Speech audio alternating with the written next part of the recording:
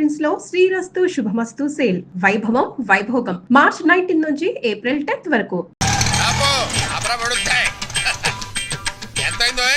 Metre మీద ఏదైనా వేసాడు సార్. మీటర్ మీద ఏమైనా వేసి ఇవ్వాలా? ఇదిగో తీసుకో.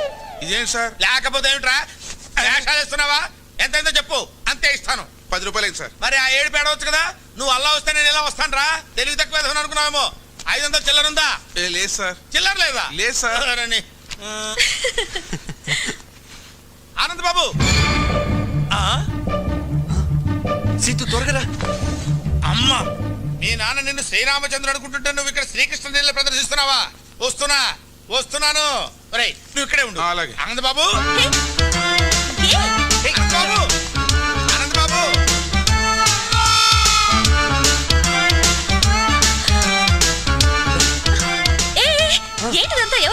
చెప్తాను పద.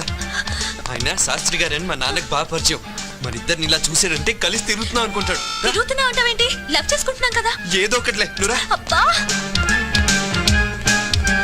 ఆనంద్ బాబు, ఆనంద్ బాబు, మెట్లెక్కలేక వస్తున్నాను నాయనా. ఆగబోయా బాబు. ఆనంద్ బాబు, అయ్యో ఆనంద్ బాబు.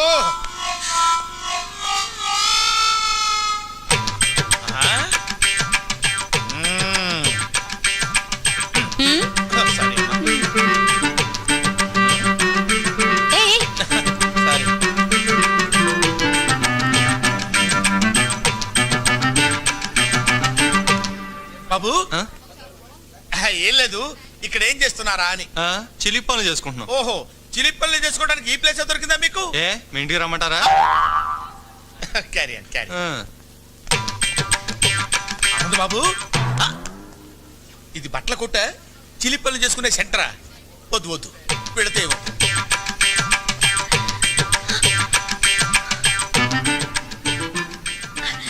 మళ్ళీ హక్ చేసుకోవా ప్లీజ్? అచ్చిపా శాస్త్రి గారు. అయ్యో అమ్మ, అక్కడ దూరారా? వస్తున్నా.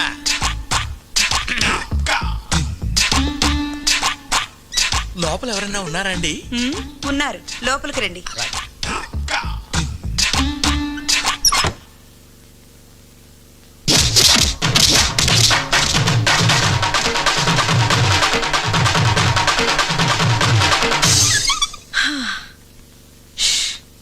అబ్బా,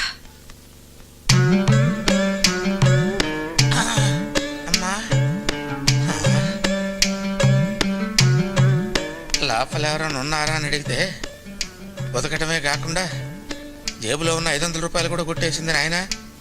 ఇప్పుడు ఎలాగా? రక్షించావు తల్లి.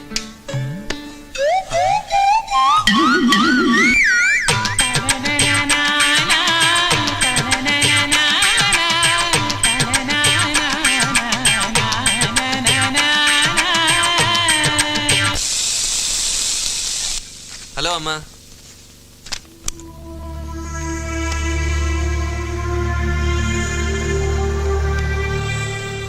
ఏంటమ్మా అలా ఉన్నావు?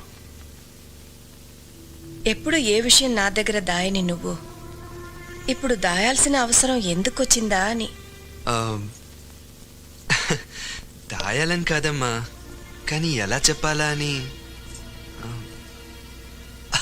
ఆ అమ్మాయి చాలా మంచిదమ్మా, మా కాలేజీలోనే చదువుతుంది. ప్రేమిస్తున్నావా? తనని చూస్తే నువ్వు తప్పకుండా ఇష్టపడతావమ్మా. ఆ అమ్మాయి అలాంటిది. కావాలంటే చూడు, ఇదిగో.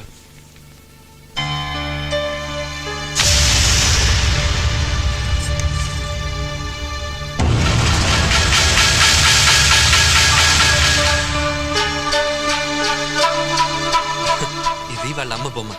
ఇది వేసి తను మా కాలేజ్ తరఫున ఫస్ట్ ప్రైజ్ గెలుచుకుంది.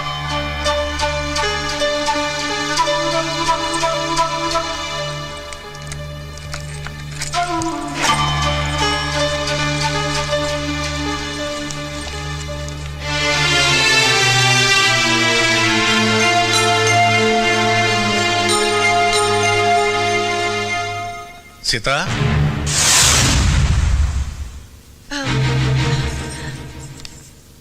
ఏమిటి చూస్తున్నావు? అది ఏం లేదండి.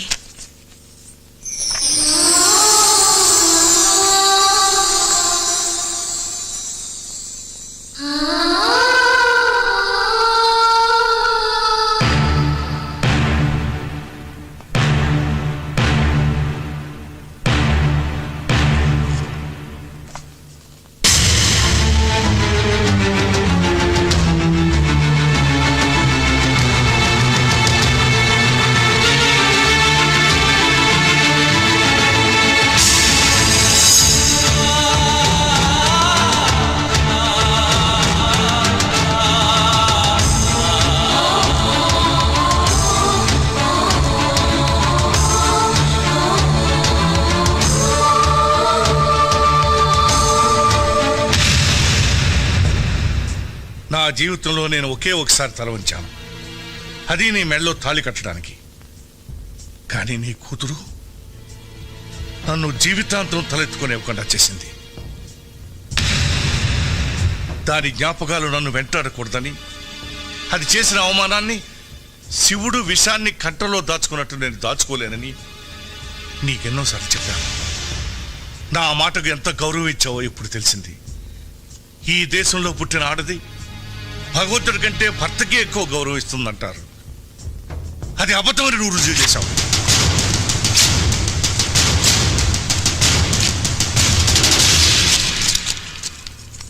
ఎందుకండి చనిపోయిన దాని మీద అంత కోపం?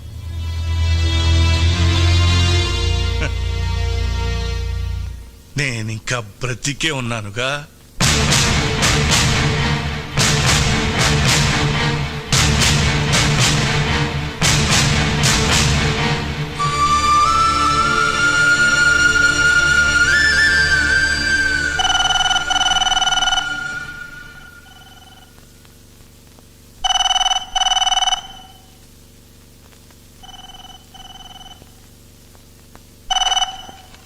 హలో ఆనంద్,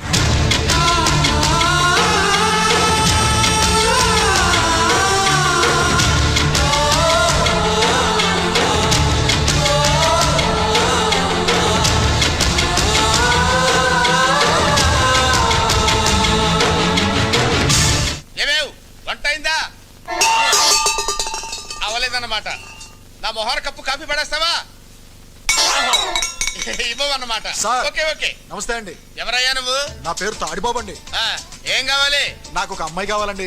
ఏమిటి ఏమిటి ఏమిటి నువ్వు మాట్లాడేది? ఎవరితో మాట్లాడుతున్నావు? తెలిసి మాట్లాడుతున్నావా? సార్ ఆ, అందుకు కాదు సార్, ఆ. పెళ్లికి సార్, పెళ్లి చేసుకోవడానికి అమ్మాయి కావాలి సార్. ఆ ఏడుపు ముందు ఆడవచ్చు కదా. చెయ్యిలా చూపించు. సార్ ఇటు తిప్పు. తిప్పే ఇటు తిప్పు. తిప్పే. ఏది? ఏదో వివాహరక నీ పిండాకుడు నీ జన్మకు పెళ్ళవదు పో. భలేవారండి. ఆ. నా చేతిలో 5 స్టార్ హోటల్స్, ఆ. పేపర్ మిల్లులు, షుగర్ ఫ్యాక్టరీలు ఉన్నప్పుడు ఇంకా రేఖలు ఎందుకండి? అలాగా ఆ. మరి చెప్పవే, ఏమిటా నిలబడే ఉన్నావు? కూర్చో. థాంక్స్, కూర్చో. థాంక్స్. సింహాసనం మీద కూర్చో. ఇంత ముందు పెళ్లి చూపులు ఏమన్నా జరిగాయా? సూపులు చాలా జరిగాయండి, కానీ పెళ్లిళ్ళు మాత్రం 3 సార్. పెళ్లిళ్ళు 3 అయ్యాయి. అవునండి. వాళ్ళు ఏమైపోయారు? పోయారు సార్. అంటే లేచిపోయారా పారిపోయారా? కాదు సార్, చచ్చిపోయారు. ముగ్గురు చచ్చిపోయారా? ఎందువల్ల? మొదటి భార్య బల్లి పడిన పాయసం తిని చచ్చిపోయింది సార్. 2 బల్లి పడిన పాయసమే తిని చచ్చిపోయింది సార్. 3 తల పగిలి చచ్చిపోయింది సార్. అవును, ఆవిడ బల్లి పడిన పాయసం తిని ఎందుకు చావలేదు? దానికి పాయసం తింటం ఇష్టం లేదు సార్. ఓహో అలాగా.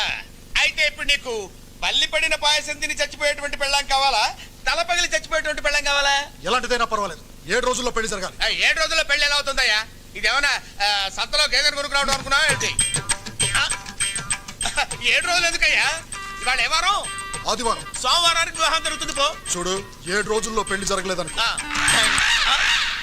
కత్తి ఒకటే ఆయన, ఆ. పోట్లు మాత్రం 7 పడతాయి. ఎందుకు? 7 నా లక్కీ నంబర్. అబ్బా ఎందుకంటే అంత దూరం ఆలోచిస్తారు అనవసరంగా? ఆవేశపడిపోతున్నారు. అమ్మాయి సంగతి నేను చూసుకుంటాను, మీరు వెళ్ళిపోండి. అమ్మాయి సంగతి అంటే వివాహం సంగతి నేను చూసుకుంటాను, తమరు దయచేయండి. 7 పోట్లు అంతే. గుర్తుంచుకో. ఏమేవ్ కాఫీ పెడతావా? జ్యూస్ తీసుకొస్తానండి. ఓహో, ఈ స్మెల్ వచ్చేసిందే నీ లోపలికి.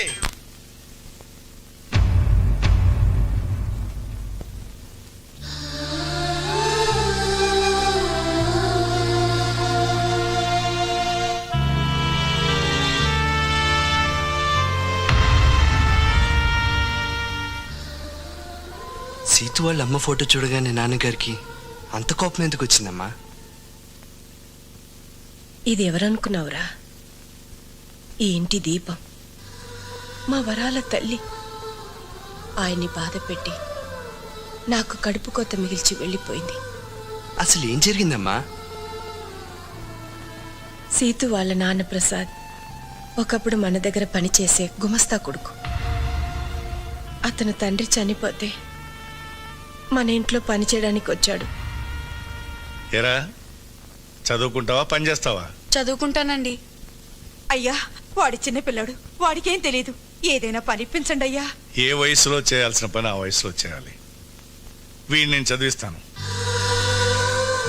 అలా అతన్ని చదివించి పెంచి పెద్దవాడిని చేసి ఆఖరికి పెళ్లి సంబంధం కూడా నిశ్చయిస్తే మొట్టమొదటిసారి ఆయనకు ఎదురు తిరిగాడు.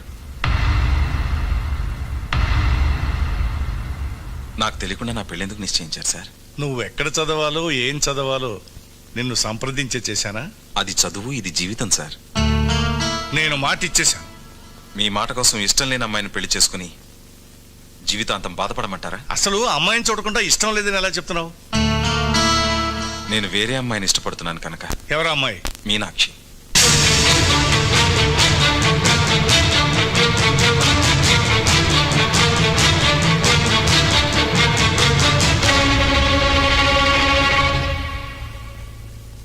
ఆ మాటలకు మీ నాన్నగారికి కోపం వచ్చింది. నమ్మక ద్రోహాన్ని క్షమించలేనని మీనాక్షిని ఒప్పించి వేరే పెళ్లి నిశ్చయించారు. కానీ పెళ్లి పందిట్లో నుంచి అది మమ్మల్ని మోసం చేసి వెళ్ళిపోయింది. ఏది పీడకలిని మేం మర్చిపోయామో దాన్ని మళ్ళీ నువ్వు గుర్తు చేస్తావు అనుకోలేదు. ఆ ప్రసాద్ నీడ కూడా ఈ ఇంటి మీద పడడం మీ నాన్నగారు భరించలేరు.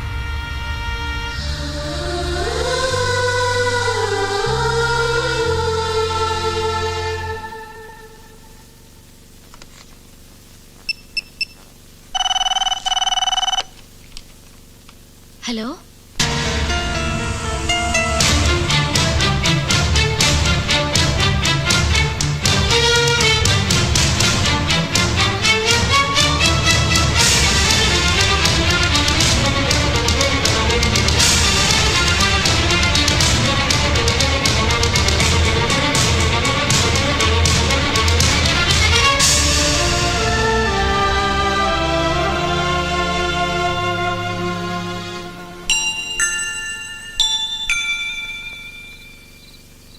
అమ్మమ్మ తాతయ్య ఉన్నారని నాకెందుకు చెప్పలేదు డాడీ? మనల్ని మర్చిపోయిన వాళ్ళ గురించి మనమెందుకమ్మా గుర్తు చేసుకోవడం? ఉండి లేనట్టుండే బంధువుల వల్ల జీవితాంతం బాధపడాల్సి వస్తుంది. ఆ బాధని మీ అమ్మ నేను అనుభవించాం. అది నీకు రాకూడదనే చెప్పలేదు.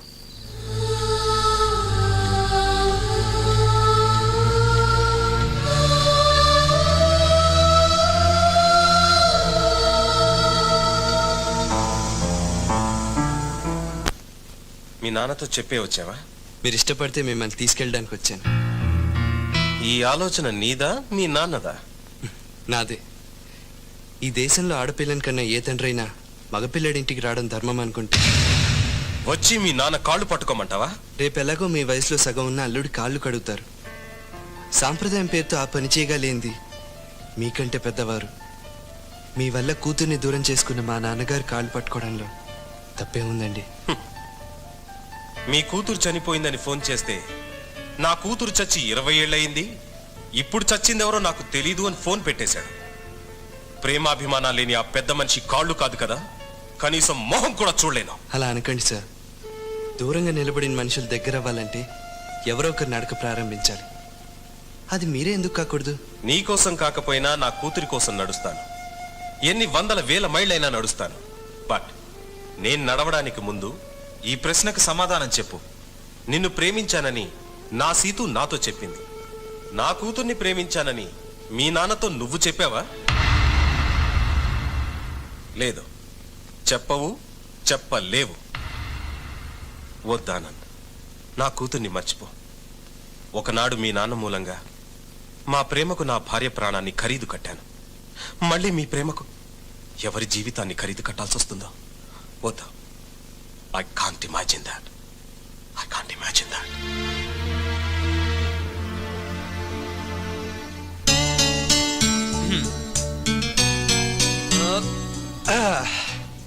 So 50% happy. మీ నాన్న డౌట్ అల్లా మా నాన్న ఒప్పుకోడానే కదా. అక్కడి నుంచే ట్రై చేద్దాం. ఎలా? ఈ డికాక్షన్ మా నాన్న, ఈ పాలు మీ నాన్న. ఇలాగే తాగితే చేదుగా ఉంటుంది. ఈ చక్కెర మన ప్రేమ. ఇప్పుడు తాగితే స్వీట్గా ఉంటుంది. వినడానికి చాలా స్వీట్ గానే ఉంది. రిజల్ట్ కూడా అలాగే ఉంటుంది.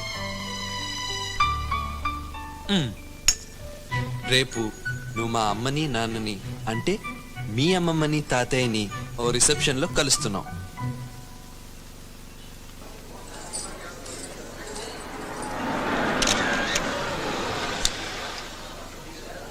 సిటు నాన్నొచ్చారు.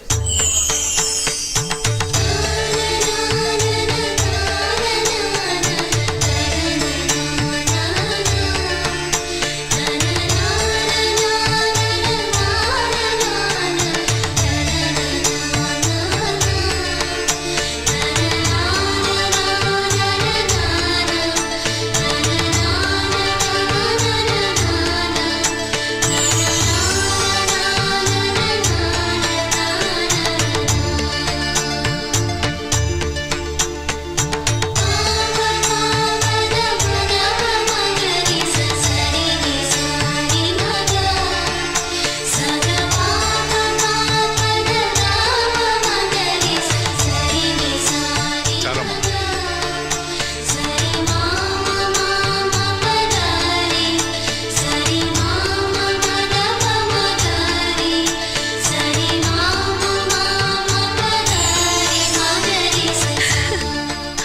సార్ ఇందాక గులాబీ ఇవ్వటం మర్చిపోయాను. అయ్యో,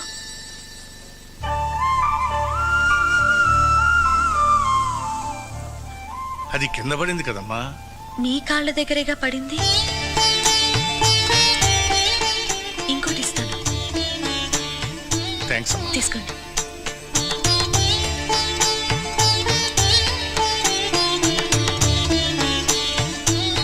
కొంచెం ఎక్కువైనట్టుందే. ఆయన ఆవులిస్తే పేగులు ఎక్కటమే కాదు, కిడ్నీ లివర్ సైజులు కూడా కనిపెట్టగలరు. జాగ్రత్త.